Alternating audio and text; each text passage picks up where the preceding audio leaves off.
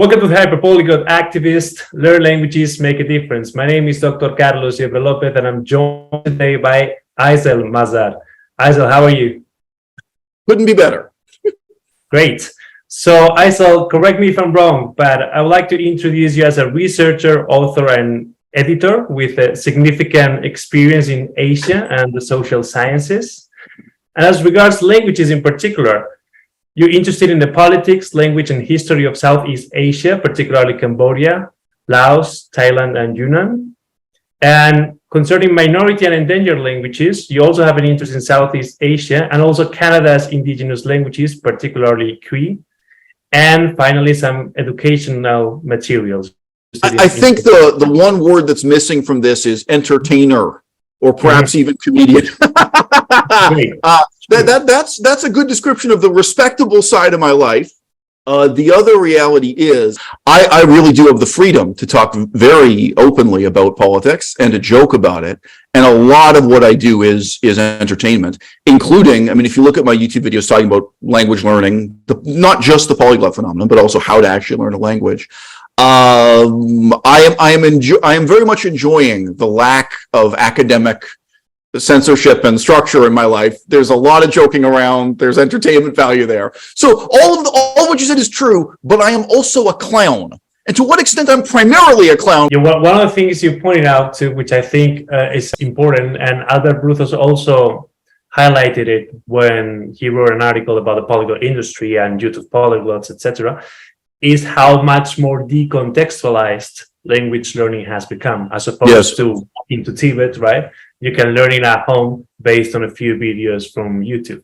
Right. Do you think that is also part of the transformation of the polyglot community into an industry? Right. And can you be part of both the industry and the community, or are they mutually exclusive? You know, I think what nobody is really willing to do research into is the significance of stress in language learning. I don't mean stress on a syllable, stress in a vowel.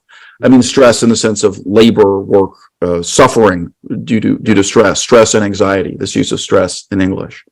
The main leitmotif in all digital language learning, whether it's an application on your phone, a YouTube video making money out of that, on YouTube or off YouTube, is the idea of stress-free and enjoyable learning.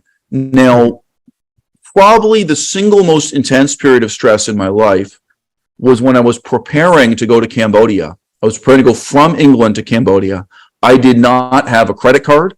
I had to literally carry cash. I kept cash in my boot, underneath my foot, in my boot. And I knew from the day I got off the airplane in Cambodia, I was going to have to talk to a hotel owner. I was going to have to find an apartment to rent. I knew that the landlord could rip me off. Cambodia at that time was a dangerous country. It may be more dangerous now, not less. I was really aware of the threat of violence all around me. But you did. In those days, you heard gunshots going off in the streets, and so, you know, it was authentically a dangerous place. This is not paranoia on my part. But apart from that, being ripped off, just verbally, you know, someone can take your money for rent and they don't actually own the building, this kind of thing. The stress I was under, actually, in learning Cambodian in just a few weeks before I got on the airplane, I was absolutely cracking up. So now look, one of the schools of language education theory or language or educational philosophy is the performance-based school.